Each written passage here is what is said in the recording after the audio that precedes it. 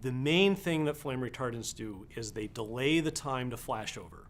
Without flame retardants, flashover occurs in 3 minutes or less.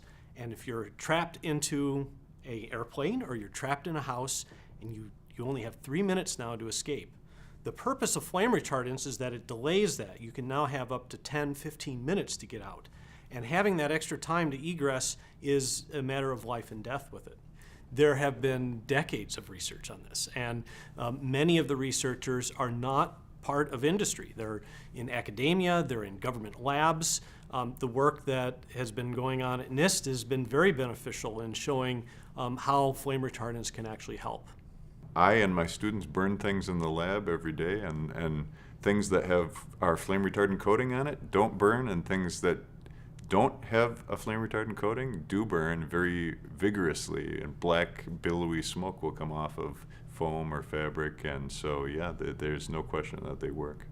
There's plenty of evidence that they do work. I mean, I just completed a couple of studies that were published earlier this year looking at how flame retardants, when you put the right amount and the right type of flame retardants with the right substrate, they make a massive difference in terms of heat release, and heat release is the principal property in a fire. We also know that there was a study, and there have been many other studies, but a particular study at the National Bureau of Standards showing that when you compare flame retardant products with non-flame retardant products, you give a very significant additional time for escape and rescue by the victims in a fire. And that's very important, because the key thing in a fire, number one, is to decrease the amount of heat that is released, because that's what kills people. And number two, give the people who are in there the opportunity to escape or be rescued. Flame retardants do work, and I can give you a couple of simple examples. Recently there was a Air France flight that crashed off the runway in Paris. 353 people aboard. The plane was completely destroyed by fire, but all 353 passengers were able to get off unhurt. And the reason was that the flame retardant, and the interior of the plane is heavily flame retarded, but it gave time for escape. Another recent example was a school bus near Raleigh, North Carolina, 64 students aboard. There was a fire in the engine compartment which quickly spread to the interior.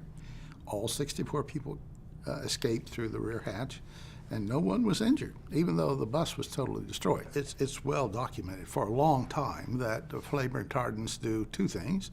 The main thing they do is delay ignition, and so that gives you escape time, and that's, in many cases, that's very important.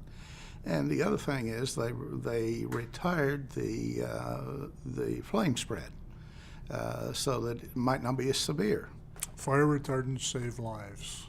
In this day and age, we have moved from using rocks and metal to using a lot of plastics, and plastics are inherently flammable, and we have to protect them. If we don't protect them, if we have a fire, and it's sure the incidence of a fire is going to be small, but if we don't protect them and there's a fire, you're going to have a problem. You're probably going to die from the fire, because there's going to be a lot of smoke and a lot of heat liberated. Fire retardants can prevent that, so they save lives. Let's assume we're removing all flame retardants from everywhere. So starting from tomorrow, no building is protected anymore. If something happens, we're going to lose a lot of lives.